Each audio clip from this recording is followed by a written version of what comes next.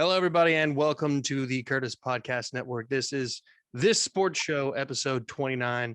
With me, as always, is Blake Bellamy. Blake, how you doing, man? It's great, man. I'm so glad to be back. It's been a long time. You've grown a foot since I've seen you last. Well, that's because I've been, eating my vitamins and saying my prayers like Hulk Hogan has always suggested. But, man, it's been so long. I mean, we got to find our rhythm again. We got to find the flow. I'm sure we'll be fine. It's like riding a bike. You're right. You're right. And we still talk football all the time, just not recorded. So, the Jags and Colts game today. Colts pull off a 6-point victory over the lowly Jaguars, who are actually kind of going through a little bit of a resurgence here. They're starting to look better. They finally won a game in the United States. That was nice. That is nice. Won last week. You know that the owner of AEW is finally like, good God, thank you. And they beat Buffalo, a very good team. Yeah, 6-9. What the hell? What kind of weather was going on down there? I mean, it had to be pretty bad weather for Jacksonville to be able to beat Buffalo, but yeah, it's whatever. Something happened. I was really hoping they would have pulled out and beat Indianapolis today. I was really rooting for Jacksonville. Yeah, well, because that would pretty much just solidify everything. But of course, the Colts are not going to go away easy. But the Jags showed the Colts today that the Jags aren't going down easy. They're definitely not going down without a fight. The Titans still have 2 games against the Jaguars. No, one game. One game? Mm-hmm. Yeah, the Titans beat them, I think, like week 3 or week 4. So it was early in the season. And it was actually, fairly close. I mean, I think the Titans won by 10. But it was a hard fought battle. Like James Robinson put up a career game. I think he had like 2 touchdowns, 150 yards, something like that. He just killed us. Okay. It was actually the first rookie quarterback that Mike Vrabel beat was Trevor Lawrence. Okay, so the Titans, what's their division record then? Division record of 3-0. So they swept the Colts, shout out, and then they beat Jacksonville once. So we haven't played you guys yet. So are you planning on going to the game next weekend? I would love to. I doubt it's going to happen. I have finals next week, so honestly, even if it's offered, probably not. I was on standby to get Saints tickets today, but it didn't happen. Yeah. Well, I think the Jags might actually have a case to make to actually claim that they're probably the 3rd best team in the division right now, with Tyrod Taylor just shitting the bed against the Dolphins this past Sunday. Yeah, I didn't expect this from him, honestly. I thought you guys would put up more of a fight. That's his first game in his entire career with more than 2 interceptions in a game. Really? Yeah, he's never done that before. Literally his worst day. He'll bounce back against the Titans, honestly. I honestly think he should in some way, but I don't think that the line is going to help him at all. Our offensive line, unless Tunsil comes back. Yeah, how long is he out for? Is he still hurt? Yeah, I think he's supposed to be back around that time, maybe the next week. I'm not sure. Thumb surgery really kind of is holding him back a little bit, but I think that game could be pretty competitive. I still think that the Jags could give the Titans a good fight. There were parts of today's game where, you got to take the Titans win today because we're recording this Sunday night. You got to take the Titans win today as 2 things. One, you beat a team that is, 2nd place in their division with a phenomenal defense, and you did it without doing the one thing that everybody identified you with going into the season, that being a hard and dedicated run game. Not for lack of effort. Donta Foreman played pretty well today. What's his nuts? Adrian Peterson. Yeah. The old wonder turns 37 soon. You guys are trying to do it run back by committee now. It's weird to see, but it's working. But on the other hand here, you have to look at it, and these were definitely not a full-powered Saints offense, and they were still able to move the ball pretty easily. Trevor Siemian has bounced around the league. He's literally basically been booed out of every building he's been in. And then almost pulled it off today. So I think you take the win and you're proud of it, but there's like an asterisk beside the pride. It's like that was close. That was close. And I think that you got a lot of those games down the stretch for the Titans against teams that are lesser and the teams that they should beat. That always give the Titans problems. Mm. Yeah, I think Titans. There is a little asterisk, but the Titans offense just had nothing going either. They played fairly well against the Saints defense, which I was surprised they even did that well. But AJ Brown becoming a real issue. That man drops everything. Yeah. And he's just, I don't know what's going on with him, but he's having a horrible season. No Julio. Titans don't have a tight end. Now there's no Derrick Henry. So yeah, it's weird seeing the Titans have a running back by committee because McNichols can't run the ball. He can catch it fairly well. Deontay Foreman's honestly probably the best one. He doesn't catch though. He's just kind of like a Walmart version of Derrick Henry. Well, no, he had that like 48-yard screen pass. That's all you need. That was nice. That was really nice. Yeah. But it's impossible to replace Derrick Henry, and I just want like these three running backs to combine for like 80 to 90 yards, and then if Tannehill can throw for 200 and not turn the ball over, that's winning football. I think they could definitely have a good methodology behind what's going on in Tennessee right now. It's pretty hard to be against what they've got going on. It's like, I think that was like the 6th straight win against a playoff team from last year or something like that. Yeah, I think that's the NFL record now. Yeah. So a pretty solid team, but they lost to the Jets. Everyone says that. It's like, yes, they did lose to the Jets. But what's crazy is the Jets turn around and beat the Bengals and then get absolutely thrashed by the Bills today. By the way, what did you notice? Sorry, what? No, you can go. Did you notice that there was like, I don't know, 4 absolute destroyed blowout games today? So like the Cowboys. Yeah, the Cowboys just murdered Atlanta. And then the Browns Patriots game. Oh God.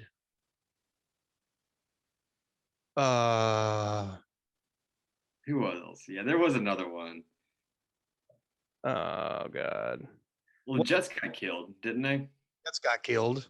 The Cardinals got destroyed by the. Did they? Who'd they lose to? Panthers.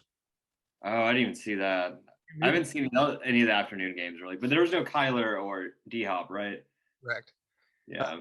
Colt McCoy and then the rest of the crew in Arizona. But Cam Newton came in and scored 2 total touchdowns, 3 out of 4 passing for 8 yards. Screaming, "I'm back," when he scored his touchdown. Yeah, it took the helmet off. I didn't see that. I didn't know this until I saw that something about it earlier on like NFL Today or something. His first start was against the Cardinals with the Panthers. Oh, I didn't know that. Yeah, and he threw like 10,000 yards that game. Like 400 and something, and like the most rookie quarterback in a debut. Ridiculous. It's absolutely ridiculous. But now he's, did you see what he said? Is like, it's pretty great to be back out here. Last week I was eating bowls of cereal on Sunday. All right, Cam. All right.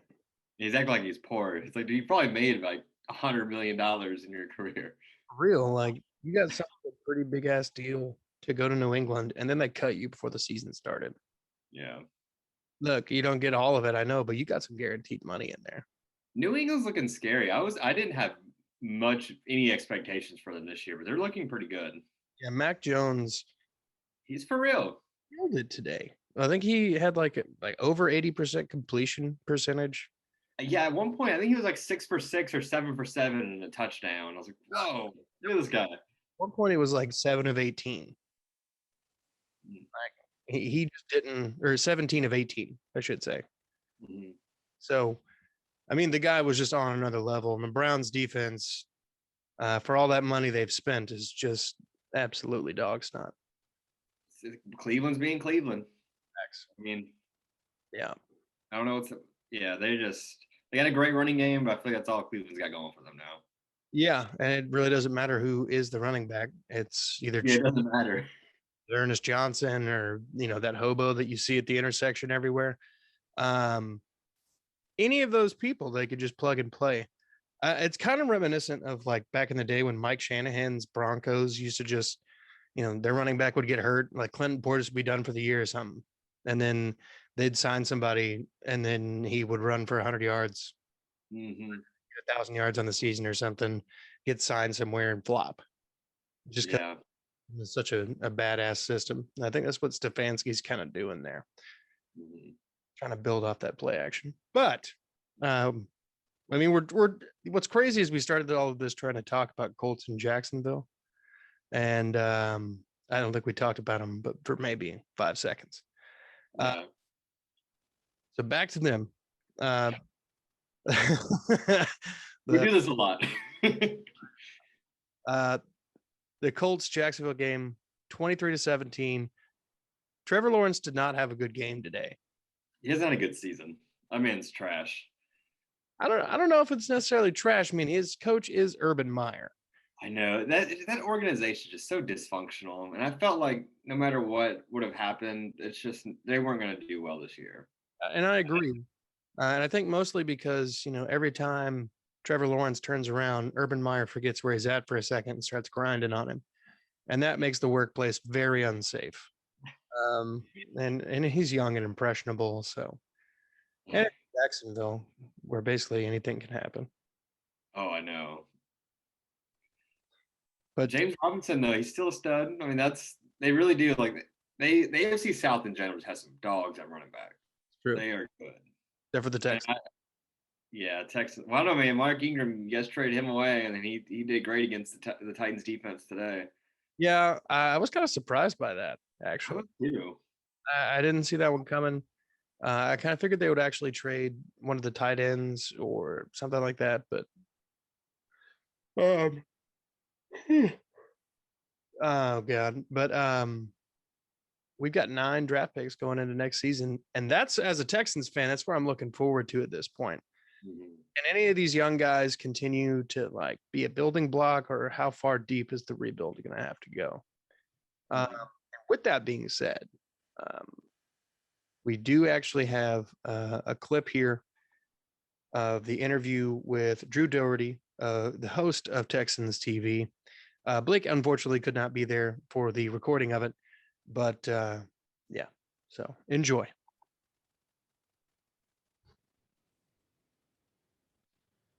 Hey, everybody, welcome to the Curtis Podcast Network. This is This Sports Show with a very special guest today, Drew Dougherty, the Texans TV host. How are you, man? Thank you for coming on. Yeah, thanks for having me, Curtis. Good to see you. I'm doing great and ready for the bye week. It's good to have a little bit of time off. That's for sure. Yeah, absolutely. Especially with, the litany of injuries that the team has faced this year. Yeah. It's going to be really, really well deserved. But yesterday was kind of rough. If anybody would have told me that we would have had 5 turnovers, like that we would have had like taken the ball 5 times and had as many sacks as we did and still lost the game, I never would have believed that. Yeah, we've had a few games like that where if I'd have told you this at the start of the season would happen, then you'd just be like, oh, that's a W. And it hasn't happened. It's been a weird year in that regard. And yesterday was just a weird game, man. That's for sure. You're right about that. 5 takeaways and you're just not able to capitalize. You only get 9 points off or 6 points off it, really. It was tough. It was tough to watch. And I think the biggest thing was it was surprising more than anything. Tyrod Taylor, I was not expecting him to struggle the way he did. And I was not expecting, those blitzes. I figured that would have gotten corrected, but it didn't. And Texans lost. Kudos to the Dolphins for doing what they did. Yeah. I think last week or during the Dolphins game, it actually ended Jonathan Grenard's sack streak, right? Yeah, it did. It's he still played well though. I mean, I know he had a stop like on the first play of the game. He had pressure on the third play. I think he got a tackle for loss in there, and He's played great. He's been the one of the bright spots. I'd say the brightest spot so far this season for the Texans, and he's been a lot of fun to watch. You saw why they took him where they did a year or so ago, and he's definitely a building block. And that's been, in a season that's been rough, when you've lost 8 games, there's not much good to talk about. He's been something good to talk about, and I know they're enthused. Everybody's enthused about him here in the building too. Well, I mean, where he didn't get in to get a sack this week, it seemed like everybody else decided to get a sack this week. I was kind of waiting on Malik Collins to actually get into the game and start, doing something impactful. And I think this week was probably his most impactful game in a Texans uniform. Yeah, I think he's been pretty good at, the numbers haven't really gone his way as far as, what you would judge as impactful, but he's been in there. He's been mixing up. He was what we saw on yesterday. What we saw yesterday was what we all saw in training camp, because he's very impactful in winning his one-on-ones. Then Lovie Smith talked about it multiple times in training camp in the early part of the season. He thought the Texans were going to be in a good position to get him into one-on-ones, get Malik Collins into one-on-one battles. And he thought he had a good chance of winning them. And we saw that yesterday. Malik was really good yesterday. And he's been somebody that's been a pretty interesting piece to the puzzle, because if you could say one position group this year so far that has played, okay, it's a defensive line. I mean, they've played better than they did last year, certainly. And I think on the whole, they played okay. Absolutely.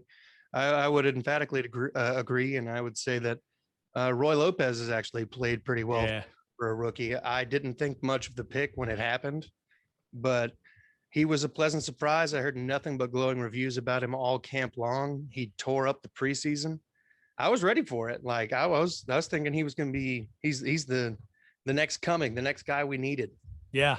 Another bright spot. Yeah. Another bright spot. And he's somebody that we nerded out about back when the draft happened. And when he got picked, you started doing your research, and it's like, oh, well, did some nice things last year. Didn't play too much because the Pac-10 or Pac-12 had their weird little rules, and but he played pretty well. And then you look and, oh, his dad's a high school coach, so he's going to be football smart. And oh, he was a state champion wrestler. Like all this stuff kind of kept popping up, and then lo and behold, he comes to camp and plays pretty well in the preseason games, and then he gets a starting spot. So yeah, you've gotten excellent production when it comes to the value of taking a late round pick. You're getting pretty solid production from Roy Lopez, and yeah, he's been good. He got to do the salsa dance yesterday too after a sack. I like seeing that. That's always cool, right? That was really cool. Yeah. The reason I'm so inquisitive about the defensive line is that's what I played in high school and a little bit. Okay. But that's just so, like, that for me is like my bread and butter. I understand that more than anything else. Sure. I was a little confused by the trade of Amenahu. Like he's a young player. He was developing. The numbers weren't there this year, but I still think thought there was a lot of promise. Maybe there's something I wasn't seeing.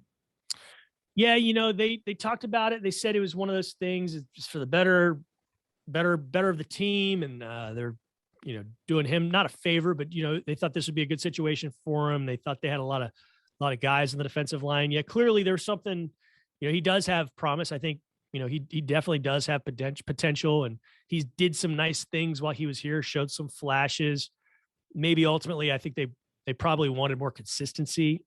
And who knows how much of him not getting playing time played into that, so we'll see. But yeah, it just didn't work out here for him. And that's a shame, because, I got along well with him. I like him. And it's like I said, he made some plays. He made a enormous play in the regular season win at Kansas City 2 years ago that the Texans won. And, he knocked that ball loose, but Bernard McKinney was there to get it. And then a couple plays later, Watson's waltzing in the end zone. That was a big win. That was a really big time signature win for that season.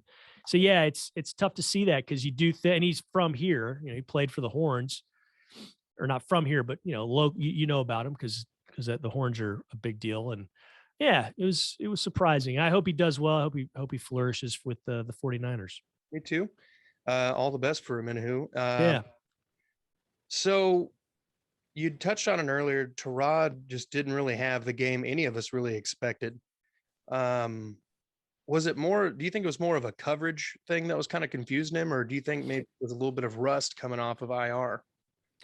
It's a great question. I have no idea. I was just surprised that collectively, not just Tyrod, but collectively, the Texans weren't able to punish that blitz because there's always like pressure releases in theory when a team blitzes. You can kind of jiggle something maybe and have some receivers run different routes, et cetera, et cetera. So I don't know. I don't know why that was happening.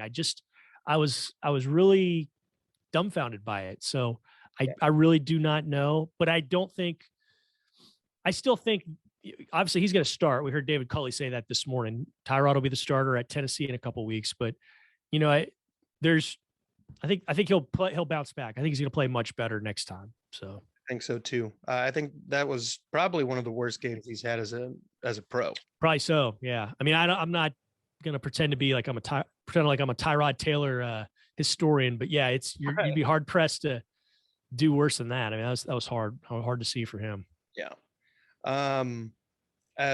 Our first contact with each other had actually written into your segment, Dear Drew. Yeah. And I had asked about Scotty Phillips. Yeah. So 2 games ago, he got like 6 or 7 touches, showed a little bit, had a couple good catches. And then last week, I think he touched the ball like once. Yesterday he had a rush for 2 yards and then he left the game with an injury. I didn't know. It's really the weirdest thing. I don't know what the deal is because he was clearly the best back just if you look at stats alone in preseason, and he had some juice there, and he was getting some yardage, and why not play him and why not play? And that question got asked every week of David Culley and company, and they said his time's coming. He's ready to go. And if they didn't think that highly of him, they wouldn't have kept 5 running backs. So it was weird to see. Now there's 4 on the roster with the Ingram trade. So I would imagine you're going to see more of him. I don't know how serious this injury is, and we didn't hear much about it today, but hopefully if he gets through the bye and he gets healed up, you get to see more of him in the second half of the season. You would think, see some of these younger guys. Yeah, that's kind of the way the season's going. Is we're smoothly going towards a direction of, all right, what's the youth on this team got? Let's see what we're building around. Let's see what's worth keeping. And I think one of the best parts about this going forward is I think Caserio's might already be one of the better GMs that we've had. I think a lot of the little nickel and dime trades that he's made, some of them haven't worked out, like trading for the corner Holman from the Packers. Didn't really work out. Didn't even make it like a couple weeks on the preseason. But I liked the Marcus Cannon trade. I liked some of his other moves. So I'm excited for the offseason to see what he's got in store. Oh, it's going to be a fascinating offseason. You're right about that because there's so many guys right now on the roster, as you know, that are on 1-year deals. So some of them will stick. Some of them are going to be gone. But there's going to be, either way, there's going to be a high turnover again. And it's interesting seeing who's going to come in and how emphases will change as far as position group and which one is going to get focused on a little bit more than the other. Right. I've got to my left, I've got the draft picks for the next 3 years, and you have every pick in every round except for the 5th this year. That got traded away, but you got 2/3. One of them's coming from the Saints. Right. You got 3/6, and you have your first and your second, which you haven't had in a while. So you've got some ammo, and you're probably going to have some more because of the Watson trade. If that goes down, and then what do we got compensatory pick wise? We'll see if how much that all comes into play. So you've got 9 right now. I bet that number goes north between now and the first pick of the draft for sure. I 100% agree. Yeah. I mean, there's nothing that Caserio has done that has shown that he's not willing to give up or trade out or, And I think we both admit we're not going out on some big limb by saying, he's going to make some deals. He is going to be active, and you got to be when you're losing this much, you got to shake things up. So yeah, for sure. So you already mentioned the draft picks looking ahead to next year. are there any names being tossed around already as far as like who David Culley or any of the staff like as far as draft picks coming up next year? Not yet. They're all still just totally locked in on what's going on. So, no names specifically. And really, I think just about every single position group you could make a specialists aside, you can make a justification for, they're going to pick that guy, a guy from that group first, if it's the best player available there, or they'll go there. There's no position group I think that is going to be eliminated. Maybe not a first round running back, but just about every other spot, if they think the best guy when they're picking is from X group or Y, they're going to go with that. I think you're not going to see them just zero in on one player in particular and it's him or bust. I think they're just going to try to, stack as many good players on this roster as they possibly can because they need to. You clearly have building blocks and guys that are contribute for a while, in guys like Grenard and Lopez and Nico Collins on the other side of the ball, Brevin Jordan.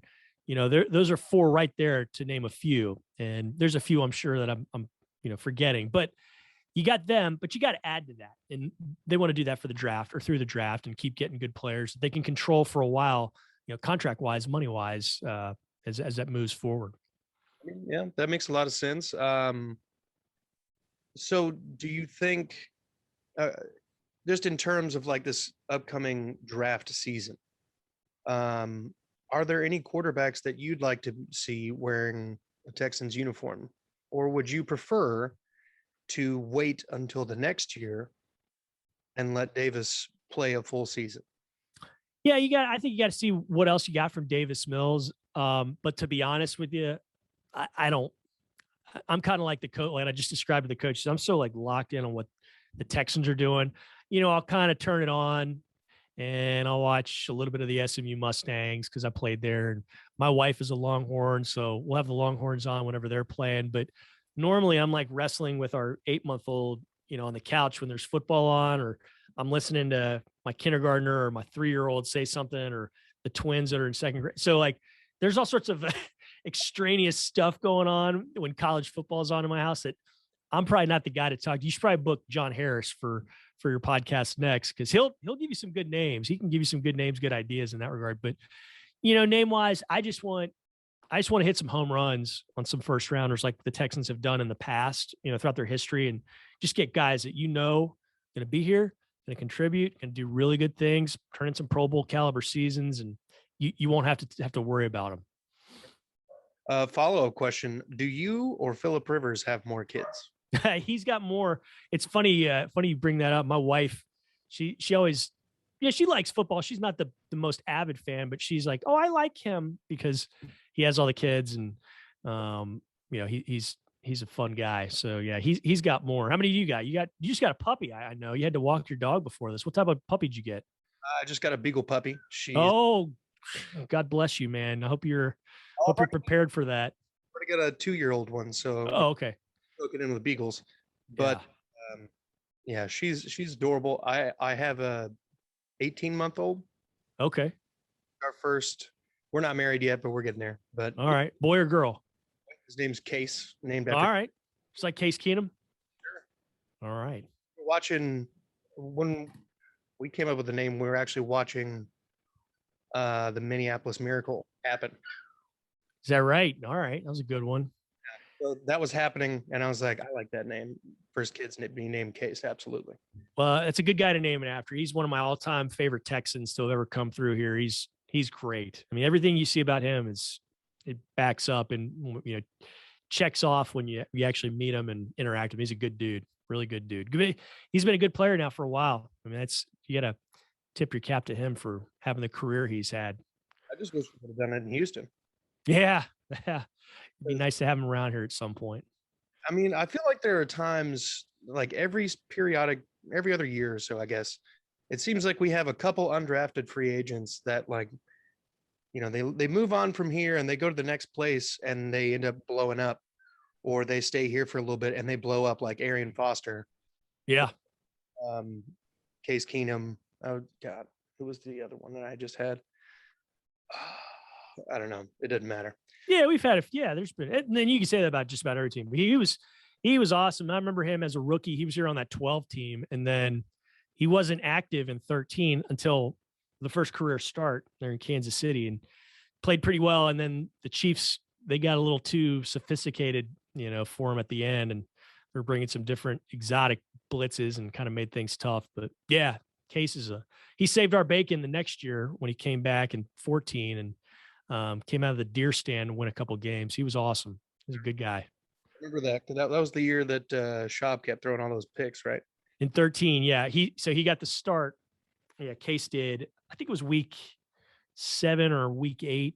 It was about midway through at Kansas City, and he played well, and then I think he had like a streak, something like 3 or 4 games where he didn't throw an interception, and the Texans kept coming up short. But yeah, he was great. And then the next year when he came in and he beat the Ravens, and the Ravens wound up going to the playoffs that year. And it was that was a Texans team that went 9-7. So when did you join the Texans organization? I started in 2009, right at the end of training camp. I got hired. I'd spent the previous 4 years as a sports anchor in Lubbock, Texas, and I was at the Fox affiliate out there, mainly covering the Red Raiders and then some high school sports and other stuff. But did the sportscasts there in Lubbock 5 nights a week for the Fox affiliate, and I also hosted the Mike Leach TV show, and that was a lot of fun. So I went to every Tech game and interviewed the coach, Coach Leach, after every game. Saw some interesting stuff, and called play-by-play for the 8 or 9 Texas Tech women's basketball games that got put on local TV every year. Called play-by-play for the Tech baseball games, like about 2 or 3 every year that came on the local affiliate where I worked. So I did that. It was fun. It was a lot of fun. I worked all the time and had a great time. Hosted the baseball coaches show for Texas Tech and the women's basketball coaches show for Texas Tech. So had a lot of fun experiences out there. Sounds like you've been doing basically anything you can in all of sports. Yeah, I have. I was there from 05 to 09. Left there in early August of 09, and I started here in late August of 09. Cool. Yeah. Well, been here for a long time. Yeah, I am. I'm old. That's for sure. When did you become a Texans fan? Well, I'm from here. So, I was an Oilers fan growing up. I mean, no girl could ever break my heart like the Oilers did, and loved them. And then when I was in high school I guess my sophomore year was the year they lost to the Chiefs in the playoffs, had that last great team. And then, they got rid of Warren Moon and it fell apart. I mean, just totally fell apart. And I didn't really follow them those last 2 years of high school. And then maybe a year or so, they were still in Houston when I was in college, I think, or they might've gone to Memphis. And then they went to Nashville and, they left. And so, I stopped caring about them. And I don't know, I kind of followed the NFL and I, watched, Cowboys games here and there, but I didn't have a team, And then when the Texans came to town, I was like, okay, I'll root for the Texans. I'm from Houston. But, when I started working here, that's when I became entrenched in, just eat, sleep, breathe Houston Texans. Well, naturally, I assume that with the natural diet of just absolutely being around it all the time. Love it. I love it. It's weird though. The first Texans game I went to, I've never been to a game, like a Texans game, just to watch it. The first game I ever went to was the first game that I worked, when the Jets came in here and stomped them in week 1 of 2009 when rookie Mark Sanchez beat that Texans team. But then they rebounded the next week and went out to Tennessee, and they got in fist fights and a dog fight really with the Titans and won that one. I remember that. Yeah. I became a Texans fan in 2003. I went to a Titans-Texans game in Nashville. Because you're in Nashville right now, right? Yeah. Into the state of Texas. Yeah. So I went to a Titans-Texans game 2003. So that would have put me in like 4th grade. All right. So I had never heard of them. That was their second year in existence, at least to my knowledge. So I was completely enthralled with who this team was. Went home, found him on Madden, bought a David Carr jersey, I still got my Andre Johnson jersey hanging up in the back here. As you should. Never get rid of it, man. He's the GOAT. Love him. So I mean, I've just kind of been a long time fan, and I'm so used to us not being good that the years that we won 6 division titles in like a span of 7 or 8 years. I mean, that was real nice. That was a treat. It was fun. Yeah. It was fun. Yeah. The first 2 were pretty special, because you win the one in 11 with your third string quarterback in TJ Yates. And then the next year you start out 5-0, and then you have the hiccup on Sunday Night Football here. Then you go all the way to 11-1 before kind of December. They had that swoon, and they wind up bowing out in the second round of the playoffs. But yeah, those 2 years were pretty remarkable if you look back at it now. Absolutely. I remember being on the edge of my seat with the Yates coming in against the Bengals. Oh yeah. In our like 10 first time ever. I ran around my house. I was doing victory laps. My whole family's Titans fans. So okay. Everybody is just on me all the time when they play each other. Right. I got to turn it up to 12 when we end up winning. There was one particular game where Rob Baronis kicked 8 field goals to beat us. Yes. That was before me, but that's a sore subject around here. Yeah. That was a rough. Actually, the co-host on my sports show, who's normally on here. Hey, you don't have to. My puppy's whining over here. My co-host actually the next day so this was like 7th grade, made a joke about how we need to give a Baronis bonus. It's just haunted my dreams. Yeah. But that was a Sage Rosenfeld's game. That was like when Schaub was still like, is he going to be the guy? Is he? Yeah. When their injuries. Yeah, that's right. Sage was a good backup for sure, man. He was a good player. His moments until the Rosencopter. But. Yeah. He's a good quarterback though here, Won his last 40 games. Didn't he beat the Colts for the first time? He might have.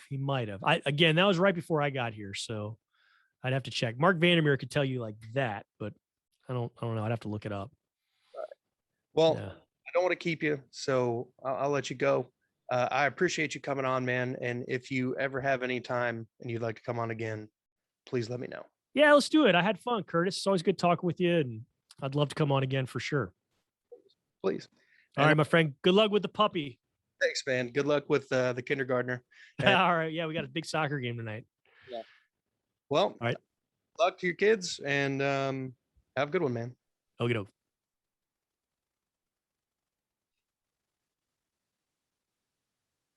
All right.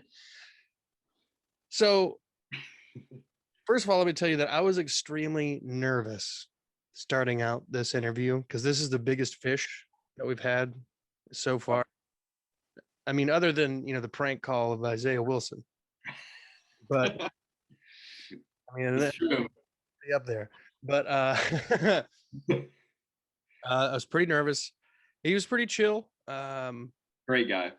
He seems like a really nice guy, really sweet for just in generally like saying yes and then actually following through with it when I hit him up on Twitter.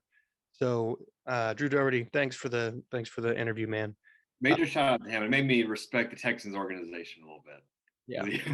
at least out of all the issues that Houston has and my dislike for them, I like him a lot. He was a good dude, and he knows his stuff. That's for sure. He does. He did say that he will be back again to do an off-season segment. Now, be that potentially around draft time or training camp or something. I don't know. We'll see. But I'm going to try to get some other people. In the meantime, I'm also going to try to hit up some of the other people with like the Titans organization and Jacksonville and Indianapolis and try to do similar things with them and maybe try to get, a week where like one episode we've got them, like the Jags guy, and we do an episode about that and then one episode. So, stay tuned, folks. There's a lot of stuff that could be on the horizon here. A lot of big moves. The biggest of moves. But So looking forward, the Titans are 8-2. They have a clear road to the playoffs. Uh, they basically are 100% in control of their own destiny. And the only thing that can stop them is themselves.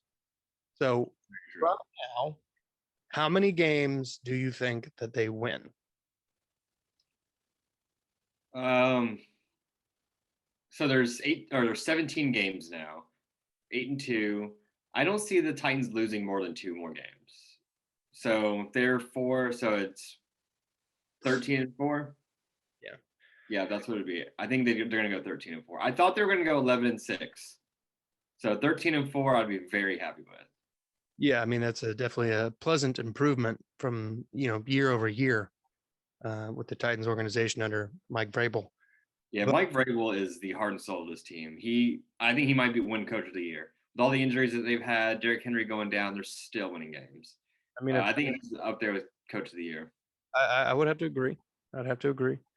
And it's also with not having any of his draft picks like the last couple of years. Like they've been drafting so poorly. There's been a couple rookies this year that have actually played, but the entire class from last year was terrible. Christian Fulton has done really well this year when he has played, but he's been hurt a lot. So he's a huge bright spot. But the fact that he's just taking guys off the street, a lot of undrafted guys. Like we had an undrafted defensive lineman today, Naquan Jones, get his first career start. In replace of Tier Tart, who was an undrafted rookie last year, who he turned into a starter. So Vrabel, he's been coaching up these guys, and they're winning. They may be ugly, but they're winning. So, what 2 teams do you think are going to give the Titans the best shot or the best run for their money in a game coming down the stretch here? On the schedule, I'll rattle them off to you once I don't see many. The Titans now have the easiest schedule remaining in the NFL after having the hardest. I know. Tennessee Titans. I feel like Houston. We have Houston twice, and I think that. We always play you guys tough.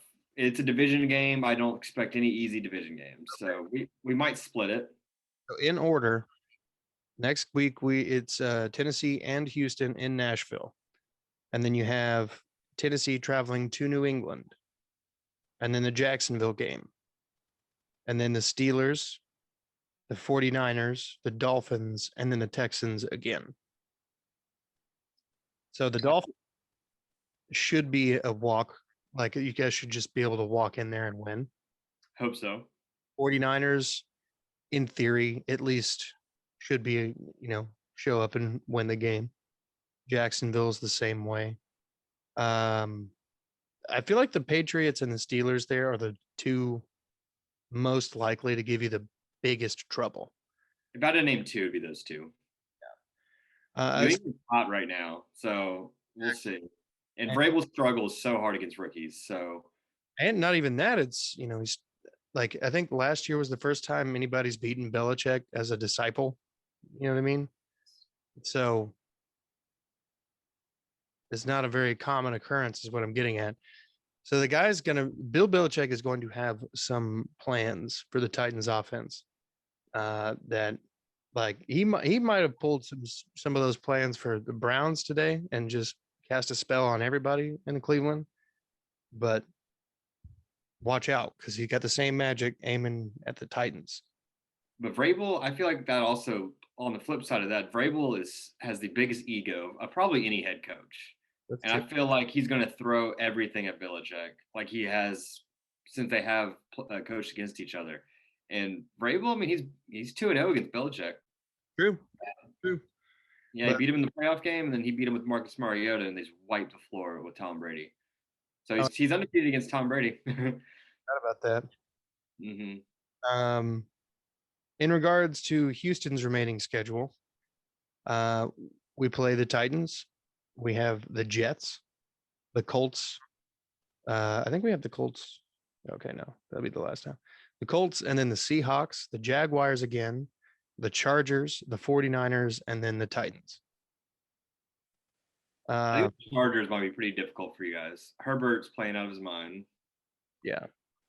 They did lose today to the Vikings. Yeah. But, I think they've lost like 4 of the last 5 games. Yeah, that's rough. The Jets just really kind of depends on which team shows up, because some days they're playing and beating the Titans and the Bengals, and some days they're not even able to move the ball until the scrubs are in. Mike White didn't know what team he was on because he threw like 4 picks today. And I was playing somebody with Buffalo's defense, and had they just not caught all of those, that would have been just 8 points away from his defense, and it would have. Anyway, Bills defense. I think that the Texans might actually get a revenge game against these Colts. I hope so. I really think they do. I think Tyrod is going to come in and actually play a lot better. I would imagine that he's going to play the Titans really tough, because he's got to prove to everybody that he's not some slack motherfucker. So I think he's going to go out and try to make a believer out of everybody, and try to like stake his claim that he needs to be a starting Q, if not in Houston, somewhere next year. No, I agree. I've always been a huge fan of him. So I immediately didn't like when he went to Houston, because I knew he was going to be the starter. I think he's going to play really well. And I think the game with Houston coming to Nashville is going to be close. Yeah. I think the Titans will win, but I think it's going to be very, very close. But I do think we're going to split with you guys. I don't think we're going to sweep the AFC South this year, but I think we're going to sweep Jacksonville. We already swept Indy, but I think we'll split with Houston. Houston always has our number.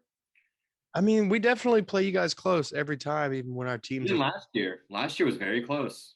Both games. One was in overtime, and one was like a last-second field goal. Yeah.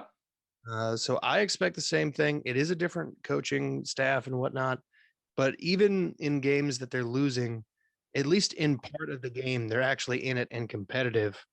Now, they've had some serious struggle scoring points, and then you look at who they've lost to, and it's like, well, the Dolphins, until recently, they didn't look like anything, and then they held the fucking Ravens offense to 10 points a week after holding Houston's offense to 9.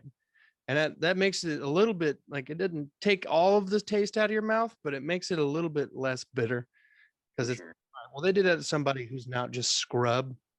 And I'm not even talking about like Tyrod or anybody. I mean, like, there's literally no help at this point, because the offensive line is so bad. I just hope that we draft like 7 offensive linemen. Well, what you and Drew alluded to earlier is you guys draft pretty well. Just historically, you guys will nail your first rounders. And with all these picks you have this year, and then whatever you get for Deshaun, which I guarantee he'll probably be traded early in the offseason next year. Yeah. I mean, he almost went to Miami right at the deadline, but something fell through. So yeah, I guarantee you guys will have at least one more first rounder this year. It's probably going to be a good one, especially if he goes to like Philadelphia or Miami, who's picking low in the draft. Yep. I mean, Houston might come back next year looking for that first place in the division. How about that? We might be a couple years away from it, but if some of the Texans fans and some of these groups that I'm in get their way, they'd already have fired David Culley and Caserio. There are people out here who just want these people's heads on a stick, and it's ridiculous. I don't know. I can't really give much of an opinion on Culley, but I like what Caserio's doing. I think he's good for your team. Yeah. I mean, he's the nickel and dime GM that we've needed. I feel like we have had GMs in the past try to make big splash plays in free agency, or, draft the best talent available rather than draft the best fit. I mean, really, like you just said, Houston drafts pretty well in the first round, but the exception of maybe Jadeveon Clowney, who, looking at it now, had his best years in Houston. Mm-hmm. I mean, and then we cut ties with him when we realized that he wasn't going to be anything more than what he was. So people didn't like the haul that we got for him, but that was all that we could freaking get for the guy. You got a second rounder? I think it was like a second and a third or something. I mean, that's fair. Yeah, maybe something like that. No, it was a third and 2 players. Okay. Yeah, so a third and Jacob Martin, who's still with the team, and Barkevius Mingo, who I think is with the Colts now. But Martin's actually pretty solid as an edge rusher, so I'm not hurt by it. He's probably got as many sacks as Jadeveon Clowney had, at least in his last season or something, since he's been. So I'm cool with it. Yeah, I mean, Clowney had 0 sacks last year for the Titans. I'm bitter. He has 1, maybe 2 this year, and I think they both came against the Texans. Naturally. Yeah, of course. But all right, man. I think we're getting pretty close here to the end. You got any encouraging words for Titans fans out there? Enjoy the 8-2, one game at a time. I don't even look at who's on the schedule next. I know this is now Texans week. That's all I care about is us beating you guys. You can see here that I'm wearing my new Texans hoodie that I will be wearing at the game. Yeah, that's fun. That's nice. Got it on Fanatics. It was pretty cheap because the Texans are balls right now. I was also floated the idea of potentially going to the game in Houston, and tickets are pretty cheap, and plane tickets down there are pretty cheap.